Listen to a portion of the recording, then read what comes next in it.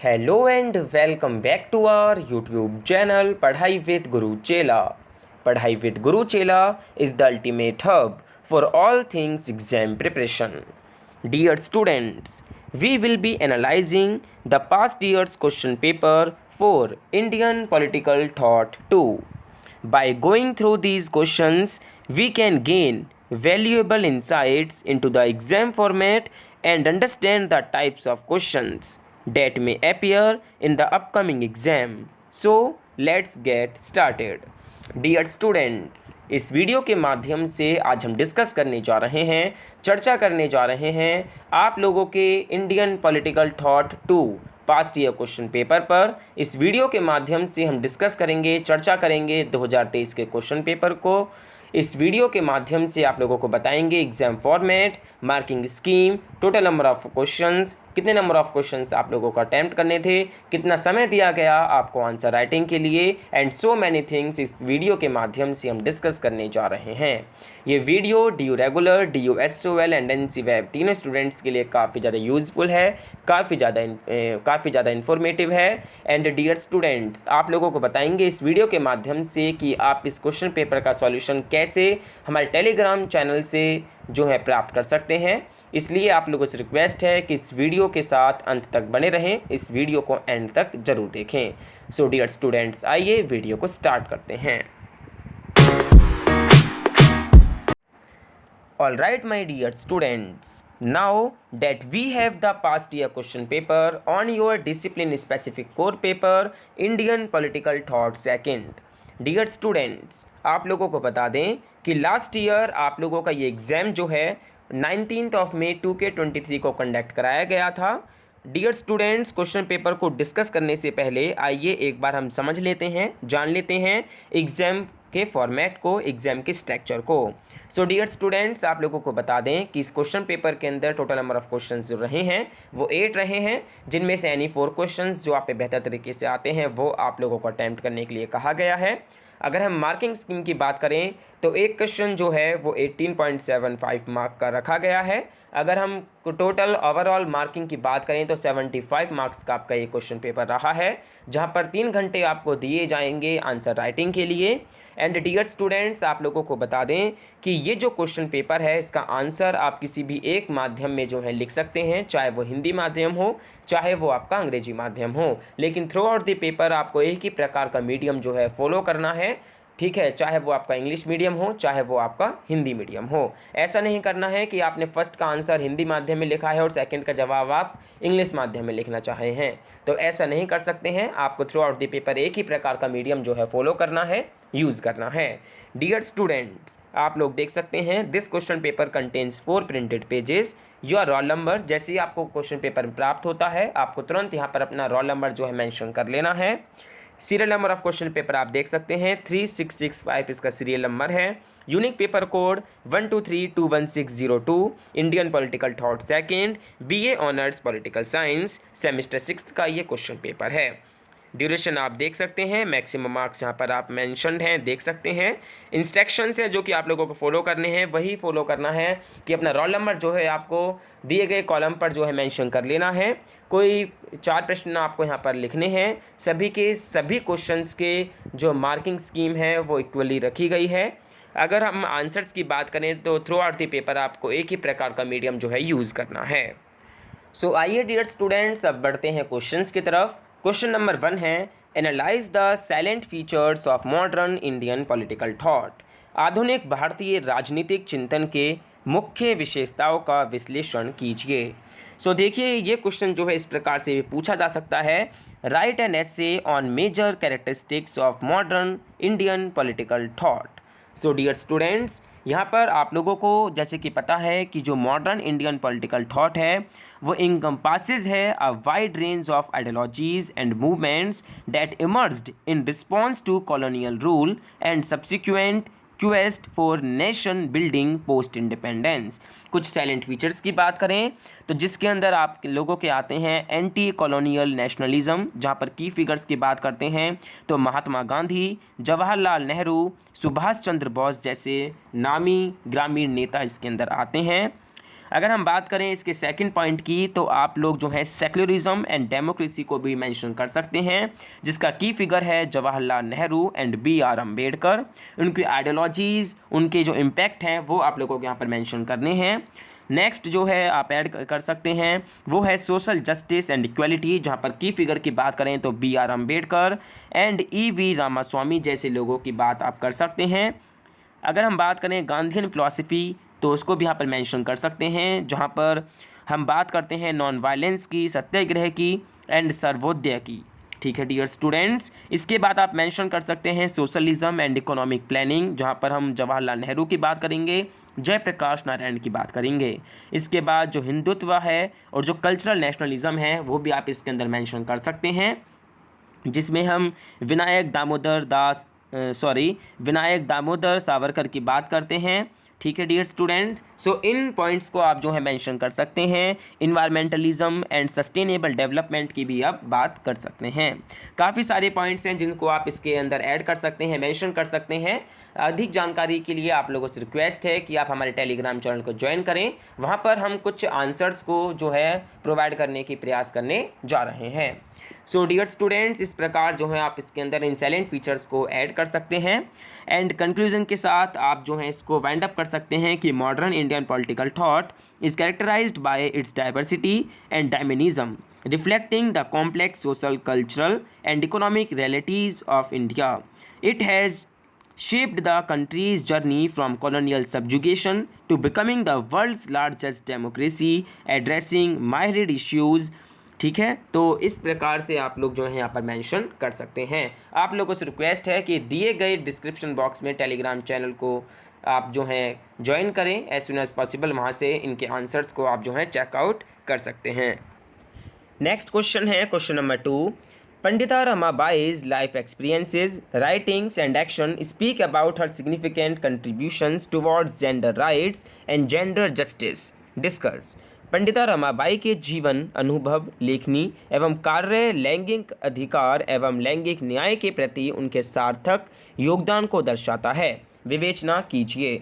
तो ओवरऑल यहाँ पर आप लोगों को जो पंडिता रमाबाई हैं, जो कि इंडियन सोशल रिफॉर्मर रही हैं, फेमिनिस्ट रही हैं और जो कि एडवोकेट रही हैं विमेंस राइट्स की, उनके लाइफ एक्सपीरियंसेस, राइटिंग्स और एक्शंस को सिग्निफिकेंटली जो कंट्रीब्यूटेड है to gender rights and gender justice in India, वो आप लोगों को यहाँ पर मेंशन करना है।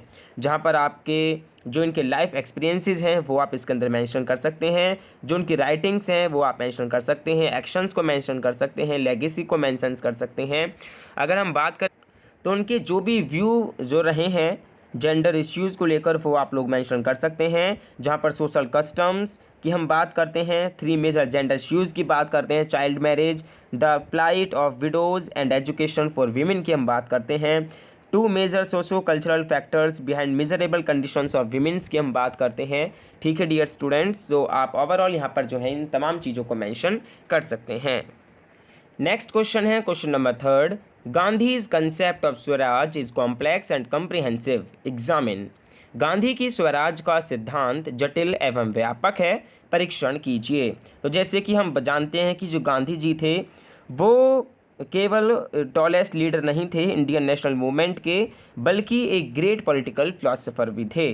उन्होंने सिंथेसाइज करा था एंशियंट इंडियन फिलोसफी को with the humanist tradition of western political philosophies to give a unique kind of political thought which can't be categorized as liberal, humanist, socialist और आइडियलिस्ट। सो कहीं ना कहीं इन्हीं कारण इनको गांधीयन थॉट के नाम से भी जानते हैं। तो इनका जो इम्पोर्टेंट गांधीयन थॉट्स है उसमें एक आता है स्वराज, यानी कि true freedom of both individual and community. Individual community के बारे में आपको यहाँ पर एक्सप्लेन करना है, डिस्कस करना है। तो ओवरऑल यहाँ पर आपको जो उनका स्वराज का कंसेप्ट था, इस प्रकार से भी क्वेश्चन पूछा जा सकता है। Discuss Gandhi's idea of swaraj, do you think it is relevant today? Discuss. सो देखिए, जो गांधी जी का आइडिया ऑफ स्वराज था वो मेनली कंटेंट है उनकी बुक हिंद स्वराज, जो कि 1909 में पब्लिश हुई, which he wrote on a ship while returning from England to South Africa. सो यहाँ पर जो है उनके जो भी कंसेप्ट है स्वराज को लेकर वो आप लोगों को यहाँ पर डिस्कस करना है कि उनका ये जो गांधी का जो स्वराज का जो कंसेप्ट है, ठीक है, ये किन किन लोगों से इन्फ्लुएंस्ड है, किन किन के थॉट से, किन किन फिलोसोफर से जो है इन्फ्लुएंस्ड है। तो ओवरऑल यहाँ पर जो है आपको इनका स्वराज का कंसेप्ट जो है क्रिटिकली एग्जामिन करते हुए एक्सप्लेन करना है।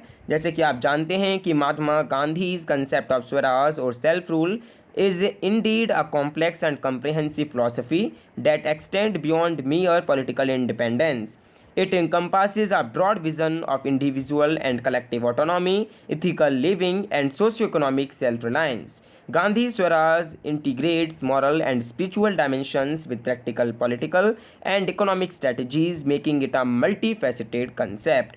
जहाँ पर आपको पॉलिटिकल डायमेंशन जो है मेंशन करनी है, पॉलिटिकल जो इनका इंडिपेंडेंस है वो भी आप लोगों को मेंशन करना है, डिसेंट्रलाइजेशन, उसके बाद सोशल डायमेंशन में आएगा social justice and equality, community and cooperation, economic dimension में आएगा self reliance and sustainable development, ethical and spiritual dimension के अंदर moral autonomy, truth and non violence, spiritual liberation, comprehension vision के अंदर आएगा। तो ये ओवरऑल आप लोगों को यहाँ पर डिस्कस करना है। कंक्लूजन में बात करें तो जो गांधी जी का कंसेप्ट है स्वराज का वो काफ़ी ज़्यादा कॉम्प्लेक्स और कम्प्रिहेंसिव है, क्योंकि ये इंकम्पासिस करता है a vision of holistic freedom and self governance that integrates political independence with social justice, economic self reliance, moral autonomy and spiritual well-being. This multifaceted approach make it a timeless and relevant philosophy for both personal and societal transformation. इसके बाद है next question number 4, discuss Iqbal's contribution towards Islamic unity. Islamic एकता पर इकबाल के योगदान की विवेचना कीजिए। तो देखिए हम बात करते हैं इसके अंदर मोहम्मद इकबाल की, जो कि एक फ़िलासफ़र थे, पोइट थे, पॉलिटिशियन थे, जिन्होंने एक सिग्निफिकेंट रोल जो है प्ले करा in the intellectual and political discourse of the Muslim world in the early 20th century. इनका जो कंट्रीब्यूशंस रहा है इस्लामिक यूनाइटी के तरफ वो काफ़ी ज़्यादा प्रोफाउंड है, encompassing his philosophical ideas, poetry and political activism. कुछ इनके की एस्पेक्ट हैं जो कि आप लोगों को यहाँ पर मेंशन करने चाहिए, जहाँ पर फिलोसफिकल आइडियाज़ की बात करते हैं, पोइट्री की बात करते हैं, हम पॉलिटिकल एक्टिविज़म की बात करते हैं, लेगेसी एंड इन्फ्लुएंस की बात करते हैं। सो ओवरऑल यहाँ पर इन तमाम चीज़ों को यहाँ पर मेंशन करना है आप लोगों को, ठीक है। इसके बाद है next question number 5, critically examine Tagore's view on nationalism and compare it with that of Gandhi's view. काफ़ी ज़्यादा इंपॉर्टेंट क्वेश्चन है from exam point of view. राष्ट्रवाद पर टैगोर के विचार का आलोचनात्मक परीक्षण कीजिए एवं गांधी जी के विचारों से उनके विचारों की तुलना कीजिए। सो देखिए Rabindranath Tagore and Mahatma Gandhi were two of the most prominent figures in Indian history, and while they shared a deep respect for each other, their views on nationalism were notably distinct and sometimes at odds. Examining their perspectives critically reveals a complex interplay of ideas about identity, self-rule, and the role of culture and morality in society. तो जो टैगोर के जो view हैं nationalism को वो आप लोगों को यहाँ पर मेंशन करने हैं, जहाँ पर critic of narrow nationalism, universalism and humanism, cultural nationalism, freedom and self development. वहीं गांधी जी के जो व्यू हैं नेशनलिज्म को वो आपको डिस्कस करने हैं, political nationalism and swaraj, inclusive nationalism, village swaraj and decentralization, ethical and spiritual dimensions, complex interplay of ideas भी आप लोगों को डिस्कस करना है, जहाँ पर common ground, differences in approach, cultural emphasize and conclusion के साथ आप लोगों को ये क्वेश्चन वाइंड अप करना है, जहाँ पर Tagore and Gandhi offered complementary yet distinct visions of nationalism, Tagore's universalism and emphasize on cultural and intellectual freedom provided a critique of narrow nationalism. इस प्रकार से आप लोग जो है मेंशन कर सकते हैं। इसके बाद है next question number 6, comment on Nehru's understanding of religion and secularism. काफ़ी इंपॉर्टेंट क्वेश्चन है। यहाँ धर्म एवं धर्मनिरपेक्षता पर नेहरू के बोध पर चर्चा कीजिए।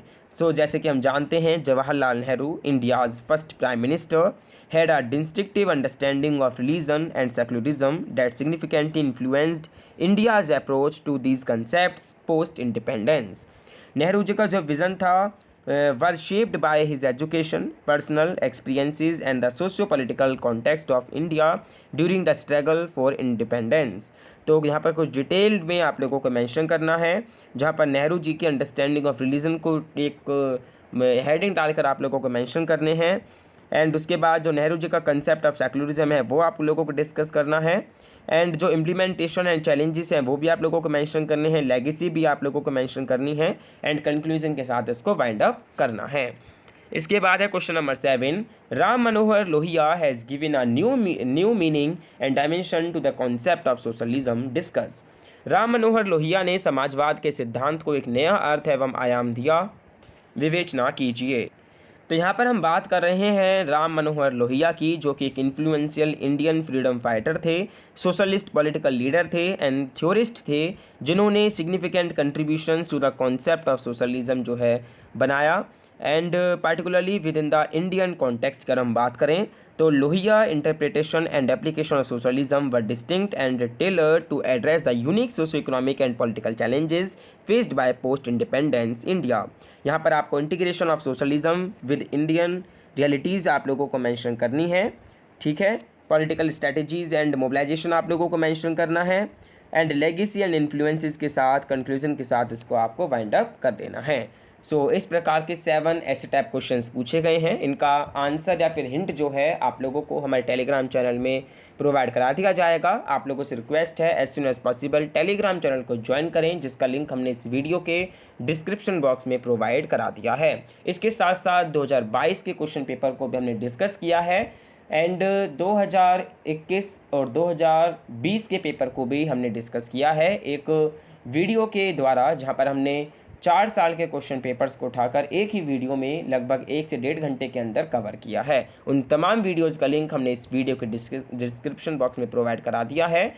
आप लोग जो है इन वीडियोज़ को देखें, बेहतर तरीके से आप लोग जो है प्रिपरेशन करें, डेफिनेटली आप अच्छा स्कोर कर पाएंगे आप कल के एग्जामिनेशन में। इसके बाद है शॉर्ट नोट्स, जहाँ पर आप लोगों के पास 4 टॉपिक हैं। Gandhi's view on non violence and satyagraha, अहिंसा और सत्याग्रह पर गांधी जी के विचार। सावरकर्स व्यू ऑन हिंदुत्व पर सावरकर के विचार। Lohia on 4 pillars state, Lohia का चौखंबा राज्य। Ambedkar's view on social justice, सामाजिक न्याय पर अम्बेडकर के विचार। इनमें से कोई 2 पर आप लोगों को शॉर्ट नोट जो है लिखना है, जो आप बेहतर तरीके से आता हो। सो डियर स्टूडेंट्स, ये आपका ओवरऑल क्वेश्चन पेपर रहा है आप लोगों के इंडियन पॉलिटिकल थॉट 2 पर, या फिर आप कह सकते हैं मॉडर्न इंडियन पॉलिटिकल थॉट पर। इस प्रकार के क्वेश्चंस जो रहे हैं आप लोगों के पास्ट ईयर क्वेश्चन पेपर में। So dear students, I just hope you understand each and everything very well, and as we wrap up, let's share some valuable tips to excel on the day of the exam. First and foremost, make sure you get a good night's sleep the day before.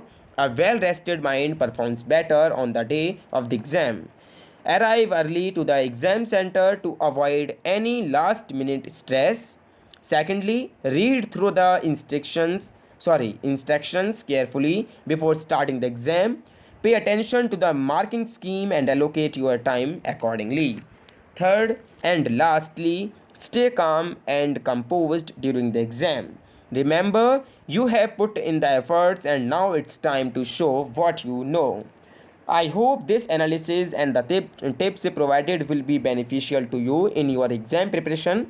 If you have any further questions or need more guidance, feel free to reach out.